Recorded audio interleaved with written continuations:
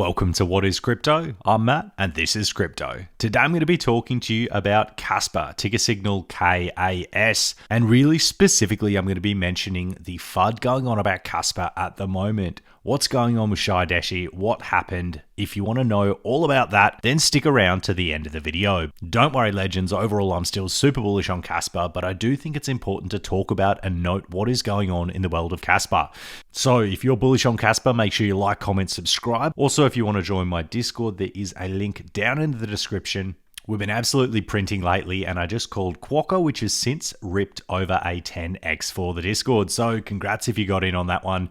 Either way, great group of people. So if you want to join that, scroll down, click the link, and I'll see you there. Cheers, legends. Let's get into it. Alrighty, so first up, let's have a little bit of a look at the macro. So Bitcoin, nothing too exciting to look at here. It actually looks quite decent. So you can see that after we broke out of this falling wedge, pump, consolidation, pump, consolidation, pump, consolidation, pump. We have retraced, however, we have held above the recent consolidation level and we are printing on upwards. So that is good to see. Looks like our floor is rising on Bitcoin. So I do like to see that. Ideally would love to see us hold above 101k, but realistically we are in an uptrend, and in a bull run you're in an uptrend until you aren't. The trend is your friend until the end, or until it isn't. Now, next up we want to have a look at Ethereum. As for me, Ethereum is actually more important to look at than Bitcoin currently, as we want to see Ethereum to outperform Bitcoin for altcoin season to happen. And when altcoin season happens, our bags are going to start absolutely cooking. Now, if you've been playing around on the base chain with meme coins like myself, you might be doing pretty darn well at the moment, but the general market hasn't quite fired up yet. So Ethereum, what is Ethereum doing? Well, we did rip up from 1770 up to around 2700. Since then, we have been consolidating in this level. Key level to hold over was just at the kind of 2.59 or just under 2.6k, and it looks like we are holding onto that. So really what I want to see for Ethereum is flip these couple of key levels that we have here before continuing on up. If we can flip those levels, I think that's when altcoins are really going to start cooking. And if you are in the right altcoins, you can significantly outperform Ethereum and Bitcoin. Now, what altcoin are we talking about at the moment? Well, we're talking about Kaspa. Now, if you've been in Kaspa for quite a long time, it has been a pretty frustrating coin to own. That is, if you got involved in Kaspa really any time after November 2023. After that, we have really been ranging for a long period of time in between 10 cents and 19 cents over 18 months or so before we broke down out of this range, and then finally we broke back up, reclaimed it, only to have a few things going on in Kaspa at the moment, which I think is potentially not helping the price too much. However, I do think that what's going on with Kaspa might be overstated, and I will get onto that in just a second. So what am I talking about? Well, Shai Desha has left Kaspa. Now, who is Shai? Well, that is quite important to note.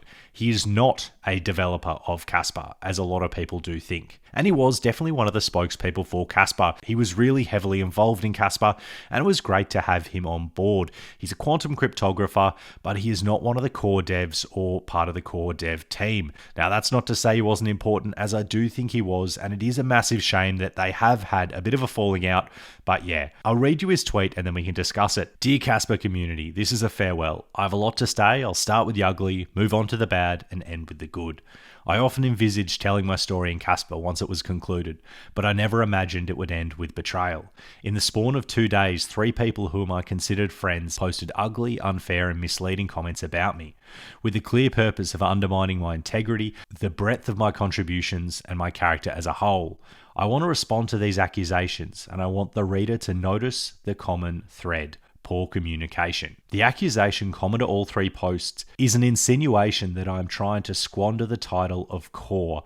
Jonathan said that I misrepresent myself as core dev. Michael talked about the fact that I am perceived as a builder. And Isle, who wrote the ugliest thing that someone I know in person ever wrote about me by a far margin, states, the question remains if he can embrace humility and contribute as any other dedicated Caspian does without the perceived status of a core member. So here's the thing, I do not present myself as a core dev, haven't for a long while now. I correct people who address me as dev. I ask conferences and interviewers not to list me as a dev. When asked what I do for Kaspa, the short answer is education and narration. And the longer answer will mention that I used to be a core contributor and now I occasionally help when asked. People who have been around longer know that I always preferred to introduce myself in ways that do not affiliate me with any particular group or effort. Stuff like knows a bit about Kaspa, unemployed at Kaspa, etc. Even my ex-bio has had ex-Kaspa core in it for weeks now. FFS. What I do consider deliberate sabotage is Jonathan's reply. I hate to say it, but Jonathan is a vindictive man who is not above sabotaging those he feels have wronged him. He knew explicitly what optics he was generating, describing me as an influencer and YouTuber in a comment to a post that claims that I don't know cryptography. What is Jonathan vindictive about? I stood up to him for the forceful way he facilitated the exchange in the X account. Not the decision to make the change, just the way it was facilitated.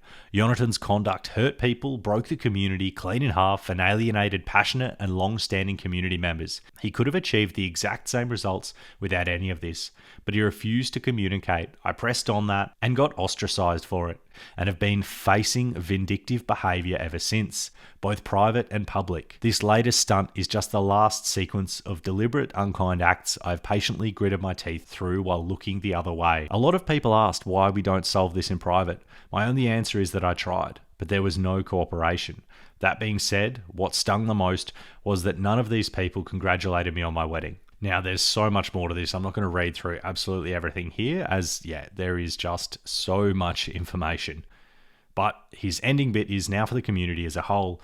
In the last 2 months or so, I have made extreme efforts to steer clear of controversy. Despite very unkind comments made about me by Jonathan, Michael, Johnny, and others, I decided to lay low and keep doing my thing. I thought the Kaspa sphere was big enough for all of us that if I ignore them, they will eventually relent.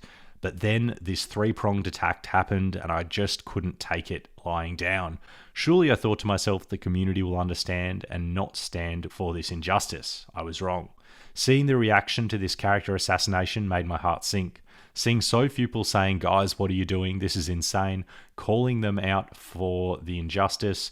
What I saw instead was people I cared about being indifferent, community members who I spent hours and days of effort on, answering their questions, writing posts they requested, slaying FUD, lambasting me, mocking my appearance, belittling my work, analysing my personality. The comments ate me alive. And this is why I do not want to be associated with this community any longer. Because if I'm something, it is a man of principle, and it is against my principles to belong to a movement that eats its own. Okay, that was the ugly. Let us briefly go to the bad so that we can reach the good. So what does this practically mean? Essentially, I will not volunteer any of my time or resources to help Kaspa. All related X activity, including any heated discussion the current post might beget. I will not represent Kaspa on any media platforms, interviews, AMAs, FUD slaying, educational posts, all that stuff. I'll be leaving almost all social channels related to Kaspa. I'm the owner of the main TG group. Due to F2A annoyances, I'll not be able to leave it in the coming week without deleting it. I'll mute the group and after a week is done, transfer ownership to Liberator Potato and leave. I'm not going to disappear from the Kaspa ecosystem or abandon any project that I'm involved in. I still enjoy Kaspa as a technology, and I dedicated many years to building my expertise around it. That's not a resource I'm going to let go to waste. I'd say that Kaspa used to be my life, but now it's just my job. Want me to slay a FUD or write a post? DM me. We can discuss prices. My content making will remain unaffected, and yes, I will still be producing content about Kaspa as I wish. I still adore Kaspa as a technology and have a lot to say about it. Okay, time for the good. First and foremost, I still have every faith that Kaspa will be a huge success. It is a uniquely good project, the only one of its kind, destined for great things. All of these petty squabbles will be forgotten by history very soon, but Kaspa will prevail. I agree with Michael's assessment that Jonathan is one of the 3 brightest visionaries in all of crypto. My own assessment is that Michael is one of the 3 brightest devs in all of crypto. With these 2 guys at the helm, Kaspa is going places, especially if they work on their communication issues. And it definitely doesn't end end with these two. The Kaspa developer community, especially the Rusty Kaspa team, is packed to the brim with raw talent, so no, I will not be selling.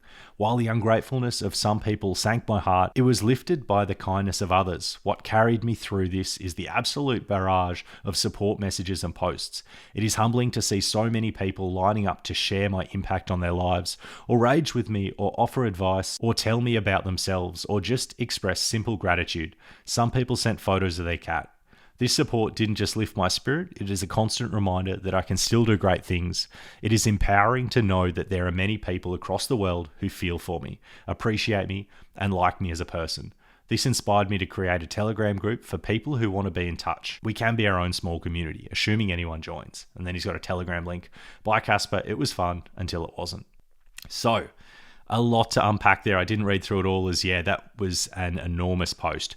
So, huge amount of words there. I will link it. I would recommend going and having a read through it if you do have time.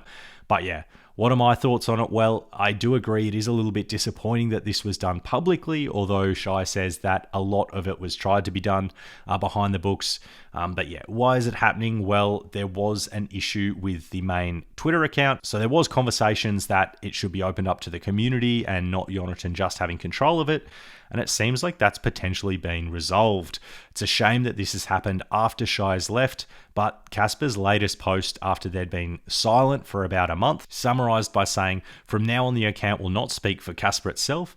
It will have no voice and no face of its own. It will repost others, focusing on core updates, ecosystem posts, and a plurality of less heard voices. It will engage with other like-minded projects. It will change its name and form accordingly and should be considered a private account. This account has the broadest reach in the Kaspa X space. That reach should be leveraged to spread updates, grow awareness, and help others outgrow it. We're still working on determining who, how, and what to post without becoming a gatekeeper again, if that is possible at all. One option is to rotate contributors who will help select what to repost, or to have a nomination system. Nothing is set in stone yet, and better ideas are welcome. Kaspa has no spokesperson. Its voice is yours." So I also really like how Kaspa responded to all the stuff that's going on recently. I don't know an enormous amount about what was said between Jonathan and the team versus Shai, but there was a lot of disagreements there, and Shai has made a very large post stating that he's leaving Kaspa. How do I think it affects Kaspa? Well, thankfully, he's not one of the developers of the team, and even after they had a massive fallout, he's still willing to admit that Jonathan is one of the three brightest visionaries in all of crypto, and that Michael is one of the three brightest devs in all of crypto. So the fact that he had a big falling out and he's still willing to say that these guys are amazing at what they do, I think that's overall super bullish for Kaspa. So do I think it's going to affect Kaspa long term? No, it's not going to affect any of their progress, which is great. Short term, it might have some small implications on the price, but nothing has changed. So nothing has changed. They have gone to 10 blocks per second. They're now 6,000 times faster than Bitcoin. And even someone who has obviously now got a little bit of a dislike for the core team can still admit that they are supremely talented. So overall, I think that it is great that this FUD is wrapping up. I think it's really unfortunate that there was a sour taste put in the mouth, and it would have been great if Shai was still on the team. However, I think it's probably best at this point, if he is going to be writing these long posts, to part ways for his own mental health and also just for the betterment of the project. Also, I think it's bullish that he's still holding all his Kaspa, as I'm sure he would have an absolute lot. Either way, if Shai ever watches this, I do want to say congratulations on your wedding. That's awesome, mate. One of the biggest life goals that you can make, and I am really sorry that all this has happened. Not taking anyone's side. This is me just narrating a post so that people that might not have read this can see your side of the story.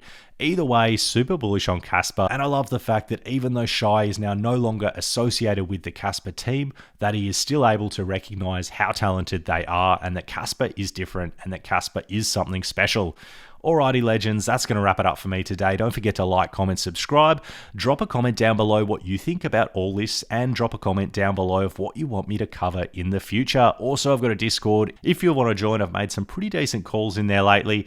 10x on Quokka, as I talked about before. So link in the description. Scroll down, click the link, and I'll see you there. Cheers, legends. I appreciate it. I appreciate you, and I'll catch you in the next one.